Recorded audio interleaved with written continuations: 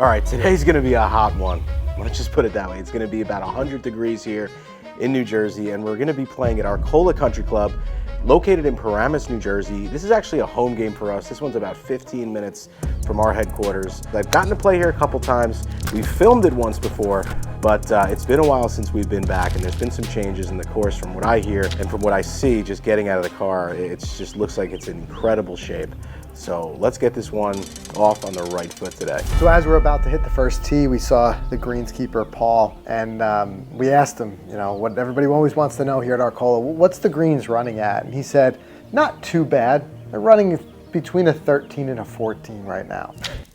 Not too bad. I mean, let that sink in. Most courses rarely ever reach that level, and that's on the low end for Arcola on a daily basis. We're not talking about dialing up the greens for a big event. There's not the big member guest tomorrow and everything is faster. It's like this every single day here. And when it's a little bit dry and conditions get a little firm, don't be surprised to come out here and see greens running at a 16. So if you want that experience of fast greens, you are going to get it here at Arcola, guaranteed. Arcola, baby. I love this place, man. Yeah. It's one of the nicest. This is a home game for me too. Really close to home. Yeah. But checks a lot of boxes today. Unfortunately, I'm not a member, so I can't play it when I want to. We can pretend we're one. We can pretend, exactly. Yeah. Basically putting that like to where the. Look at that. Drop. Oh. So hole number 2, our first par 3, it's also probably my first look at a really tricky putt. In fact, Matt, our host, was saying there's a ridge that runs through the middle of the green there. I don't know if the cameras will really do it justice, but it makes for a very easy 3-putt if you're in the wrong place or you don't hit a good first putt here. You really need to get your pacing and your line right here to even just walk out with it, what would be a very happy 2-putt here.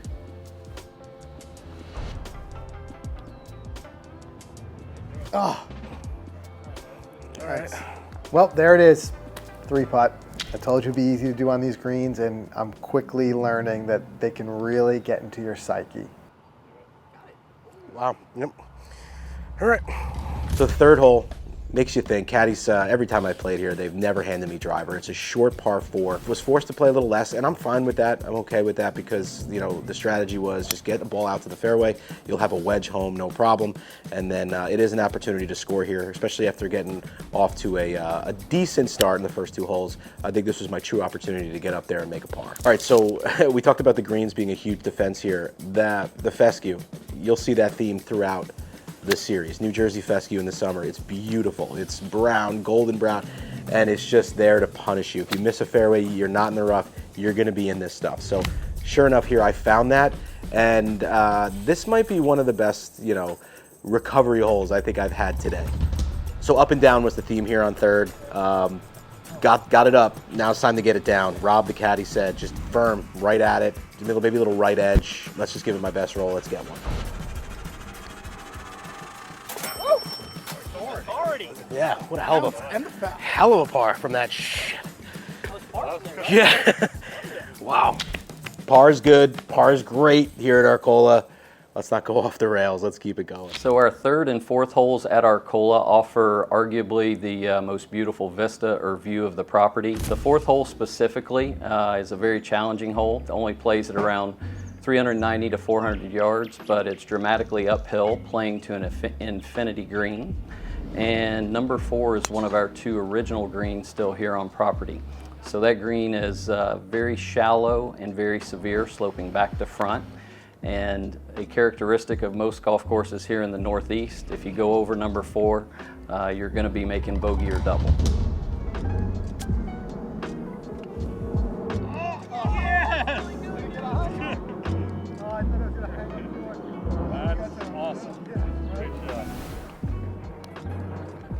That's real firm. Stupid.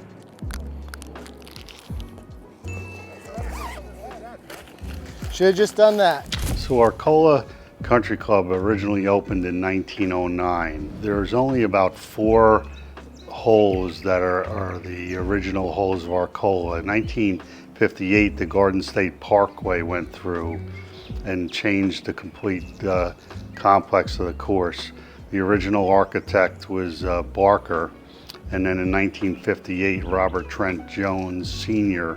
redid the layout to pretty much where it is today. We've had some architects over the years doing some renovations, but pretty much it's a Robert Trent Jones design. So by the fifth hole, I can already see there's some spots where I just don't have my game today, and it's just not kicking into gear. I'm hoping that I can turn a corner and kick it into gear, but I can tell you right now, you can really write off the opportunity of scoring well here if you're not playing well. Maybe it's just the building the anticipation of wanting to get back here so much that kind of put that pressure on me, but I don't have it. I'm just hoping it turns around.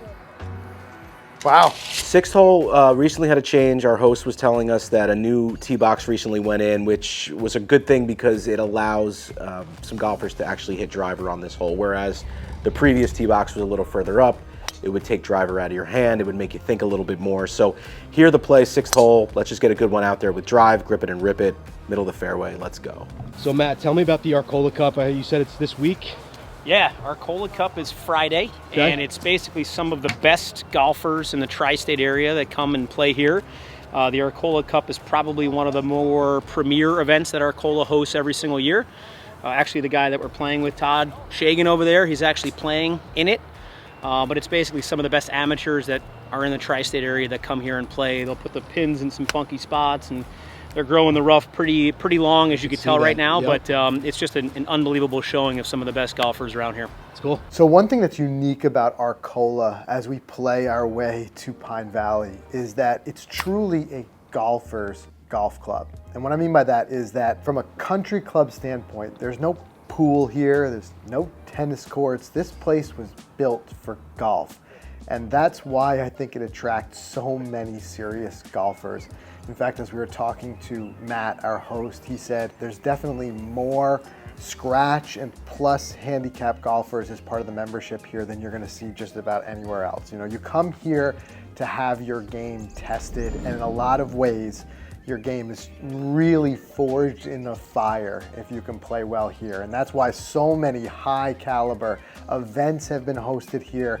And really, like I said, if you can play well here, you can play well just about anywhere. Number 7 played as one of the 3 most difficult holes throughout our U.S. Amateur when we were hosting the stroke play portion of that last year. The guys were playing into the wind at around 220 yards to a right pin placement, to where if you get right at the hole, the ball's going to roll off the right side of the green and into the water. And then the bunkers on the left still are no cupcake in any manner, form or fashion to make 3. So that hole is one that you definitely just want to find your golf ball somewhere on the putting surface, get out of there with a 3, and then on to the next 2 par 5s.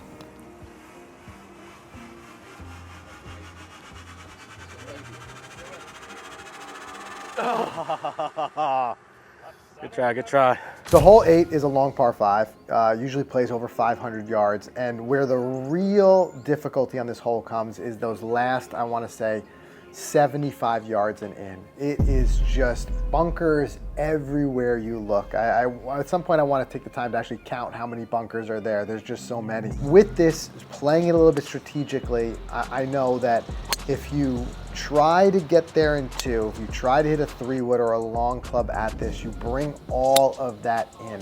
So I think a smart play, and potentially even in hindsight, and if I get the opportunity to play it again, is to definitely play this as a 3-shot hole, unless you really bomb it off the tee. Any type of long shot into this green really brings the opportunity to end up in any one of those bunkers in. And if you end up in one, it's gonna be tricky to make your par at that point. So I think a smart play here is to just think of hole 8 as a 3-shot hole. Play a conservative layup that keeps you a guaranteed out of those bunkers. I hate laying up as much as the next guy, but if you can guarantee yourself staying out of those bunkers, you give yourself a much better opportunity at making a par here. Down this hill for sure. Yeah, that's a good putt. Nice. Start ducking right now, son. we're really maintaining the course for the better player. We have 100 single-digit handicaps here. So every day we consider, we're going to have good players out here. So the greens have to be fast, the fairways have to be tight, they have to be firm.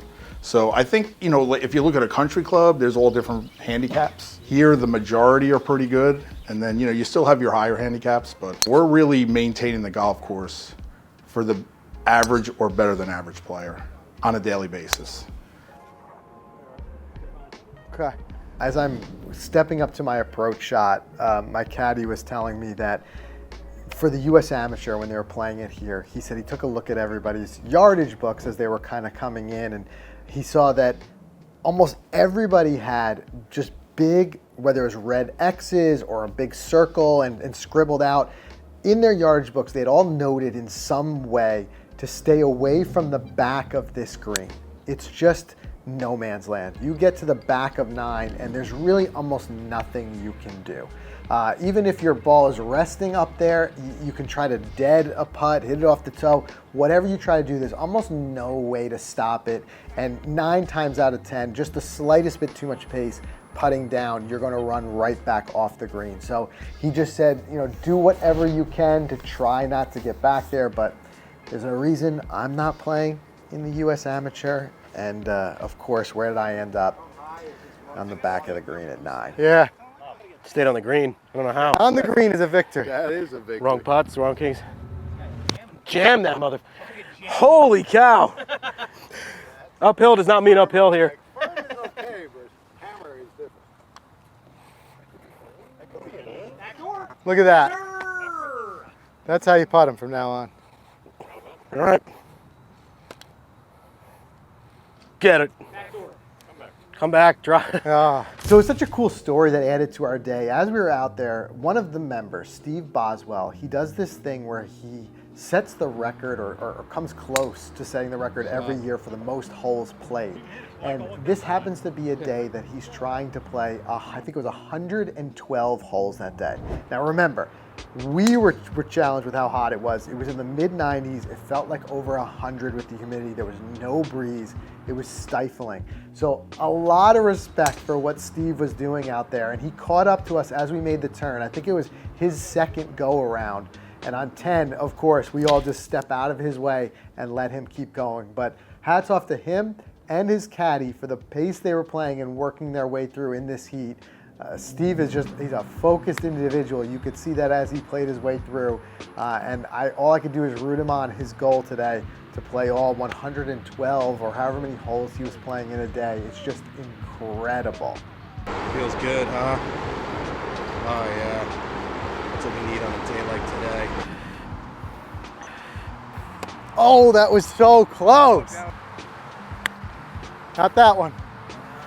I left it on the field for the first one. First one I hit perfectly the way I wanted. No. Too much? Too much outside. Yeah. Oh, I thought I nutted that thing.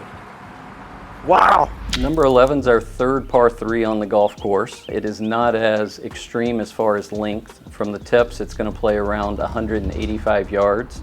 Most of the time from our men's or tournament tees, that hole's playing somewhere between 140 and 160.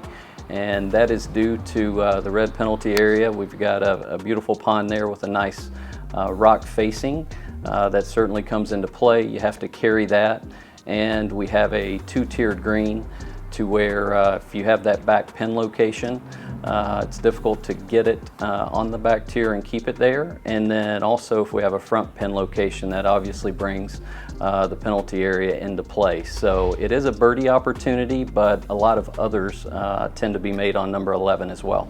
Just at this point for me, it's just starting to feel a little bit relentless. I feel like I can't buy a par. It's just something on every hole, subtle, that just takes that one stroke away from me, and the bogey train just keeps continuing. And I just know at this point, listen, if I'm going to turn this score around and shoot anything respectable, I got to do something fantastic. And it just feels like birdies just don't come that often out here. So if nothing else, I'm just like, let's just stop the bleeding and somehow get off this bogey train. But I'm telling you, it's subtle. It's just little things. It could be the green speeds. It could be, a tricky little approach shot or whatever it may be. But it's just one of those things where it just feels like those pars are just so coveted. It's just so hard to make out here. It is a challenging golf course, that's for sure. Oh. Look at this place. That's Arcola for you. So the 13th hole, short par 4, and I'm just thinking, let's just put a strategy together here. I already know I don't have my best stuff, and it would be crazy for me to try to do a hero shot and pull out driver. There is water that runs up the whole right side, and you just really don't need it. You know, if you hit anything 200 yards, you know you're gonna have a wedge in. So I said, let's come with a game plan here, and let's really try to stick to it. So I pulled less than driver for the tee shot, and boy, am I glad I did. So all right, we're in great position. You know, stayed out of the water. So far sticking to the strategy. Let's stay on it. And I just know, like I said, I haven't had my best stuff today, but you know, always it takes one good shot to kind of bring you back. And I think let's just take this wedge and just do the best we can with it. We can see the pin and just try to put it close. Get a good number from the caddy and just try to put it close. Shot. Oh! Go in. There he is. Thank you. Wow, breath of fresh air. Does that feel good to put a circle on the card? Birdie at Arcola, baby. Wow, they feel good. 14, another par 3, difficult. I mean, it looks like it shouldn't present you with any problems, but today we had a Sunday pin location. It was tucked left, and it's over a bunker, and you know, all behind, it just slopes down, and if the rough doesn't hold it, it's in the water. So there's plenty of challenge at Arcola. If you miss your spots, you're gonna pay for it. So a lot of defenses here, and this hole had some of those. So sure enough, I sculled it, hit the back, but I stayed safe. I was like 2 feet from the water. There you go. For just a little bit more, that thing would have been wet. But the goal here was up and down, maybe if I can. Real tricky pin location. So the fact of getting up and down for par is a little far-fetched, but who knows, maybe it can happen.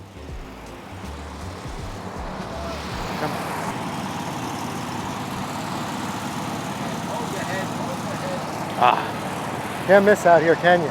So we're a couple episodes into our journey here on the road to Pine Valley, and I think Arcola is another one of those just incredible examples, and we'll keep coming back to this so many times. It's why we're doing this series.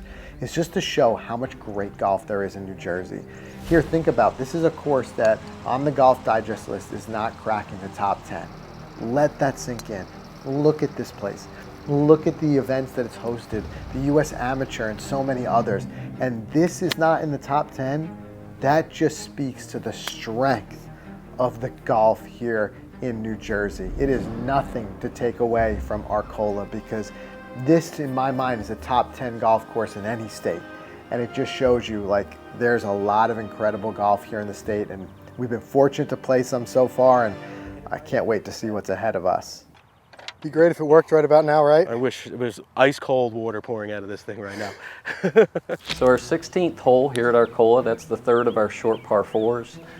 You have a small creek on the right, penalty area that protects the right side, and then we have a fairway bunker that comes in at about 230 to 40 yards on the left side. So the correct play on our 16th hole is to take something less than driver, stay short of the left bunker, and get your ball in the fairway. That leaves you a great angle. It's the tiniest of a dogleg left, but there is a big oak that protects the left side of that green, and having the right angle in for your second is crucial. So once again, a birdie opportunity, but the green is very small and very undulating, and accuracy is demanded. Just a bit hot out here. This guy's putting water on his head every hole. Nice roll. Oh, Holy sh! That's a first. that's how hot it is out today, boys and girls. Oh yeah. That's a first. Yeah, we do. We got that. How'd the shot look? I told you it was hot.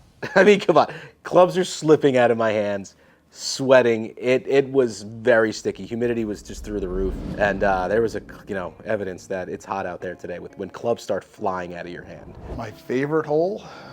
I think I would say 17, because it could really play as a par 5, but we played as a par 4, especially if you're playing the back tees. I think it puts the premium on your tee shot. It's a narrow fairway with a big fairway bunker, and then the premium is on your second shot as well. So it's a hole that really requires 2 good shots, where a lot of our other holes are pretty generous off the tee, and then maybe your approach shot has to be a little more precise, but that hole actually dictates you need 2 good shots to get to the green. Wow. Wow. My favorite hole is our par 4 18th.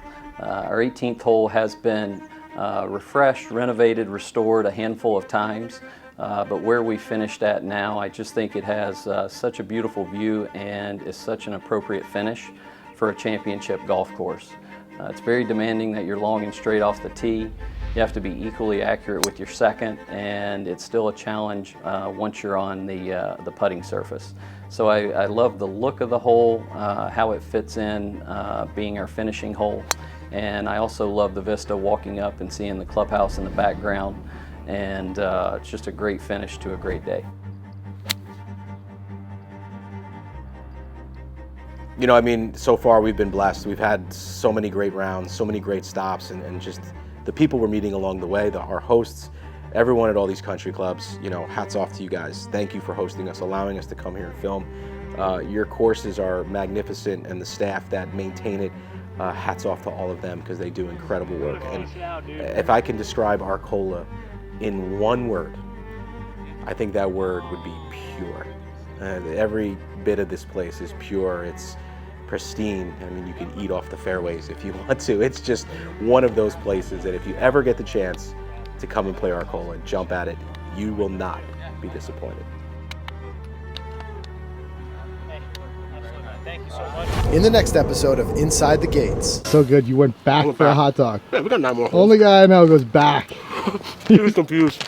Like you forgot something? You again. Below the hole, Below the hole. below the hole, below the hole. Below the hole, below the hole, below the hole, below the hole.